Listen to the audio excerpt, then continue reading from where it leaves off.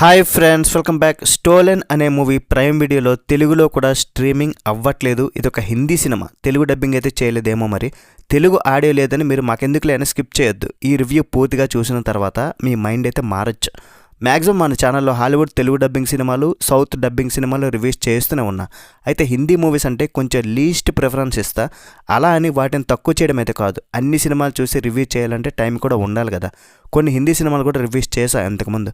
అయితే ఈ స్టోలెన్ అన్న మూవీ 2023లోనే షూటింగ్ కంప్లీట్ చేశారంట. ఇప్పుడు ప్రైమ్ వీడియోలో రిలీజ్ చేశారు. ఈ మూవీకి చాలా అవార్డ్స్ కూడా వచ్చాయి. జస్ట్ 1 hour 30 minutes ఉంది. ఫ్యామిలీతో పాటు చూడొచ్చు. ఎక్కడ అడల్ట్ కంటెంట్ ఏమీ లేదు. మరి మూవీ ఎలా ఉందో చెప్పేస్తా. అంతకన్నా ముందు వితౌట్ స్పాయిలర్స్, బేసిక్గా ప్లాట్ ఏంటంటే, మూవీ స్టార్టింగ్లోనే ఒక పేద తల్లి నుండి తన బిడ్డను ఎవరో తీసుకుపోతారు. అయితే అక్కడే ఇద్దరు అన్నదమ్ములు, ఒకడేమో ట్రైన్ కోసం వెయిట్ చేస్తాడు, ఇంకొకడేమో తనని డ్రాప్ చేయడానికి వస్తాడు. ఫస్ట్ వీళ్ళిద్దరిలో ఒకడి మీద అనుమానిస్తారు. అయితే ఆ తల్లి బాధ తట్టుకోలేక వీళ్ళిద్దరు తర్వాత ఆమెకు హెల్ప్ చేయడానికి సిద్ధపడతారు. దాని తర్వాత ఏమవుతుంది, వీళ్ళు ఎలాంటి ప్రాబ్లమ్స్లో ఇరుక్కుంటారు, అసలు ఆ బిడ్డను ఎవరు తీసుకుపోయి ఉంటారు, ఇదంతా మూవీలో చూస్తారు. మరి మూవీ కంప్లీట్ చేసిన నాకైతే వాట్ ఏ ఫెంటాస్టిక్ మూవీ భయ్యా. ఇది excellent movie, seat edge thriller.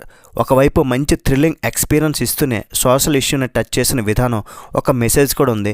Climax అయితే అద్భుతం. రియల్గా సొసైటీలో జరుగుతున్నది కళ్ళకు కట్టినట్లు చూపించారు. దీన్ని చూసి మనం తెలుసుకోవాల్సింది అయితే చాలా ఉంది. ఈ మూవీని అయితే తప్పకుండా చూడండి భయ్య. ఈ మూవీని రియల్ ఇన్సిడెంట్స్ని బేస్ చేసుకుని తీశారు. మూవీ స్టార్టింగ్ నుండి కూడా చాలా ఇంట్రెస్టింగ్ ఉంటుంది. వేస్ట్ సీన్స్ అనేవి ఏమీ ఉండవు. పెద్ద స్టార్స్ లేరు, ఐటెం సాంగ్స్ లేదు, విదేశీ లొకేషన్స్లో షూట్ చేయలేదు, ఎక్స్పోజింగ్ ఇచ్చే హీరోయిన్స్ లేరు, భారీ భారీ డైలాగులు కూడా లేవు, హీరోకి ఎలివేషన్స్ కూడా లేవు. అసలు ఈ మూవీలో హీరోయిజం కూడా లేదు.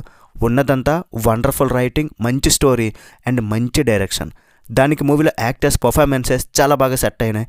ఎమోషన్స్ వర్కౌట్ అయ్యాయి. సెకండ్ హాఫ్లో ఆ చేజింగ్ సీన్స్ కానీ, అక్కడ హీరో ఎదిరించి పోరాడే సీన్స్, అక్కడ వైలెన్స్ కూడా అక్కడక్కడ వచ్చే సీన్స్, అసలు ఆ బిడ్డను ఎవరు తీసుకుపోయారు అన్న ఒక సస్పెన్స్, లాస్ట్కి ఆ తల్లి మీదే మనం డౌట్ పడాల్సిన సిచ్యువేషన్ క్రియేట్ చేశారు.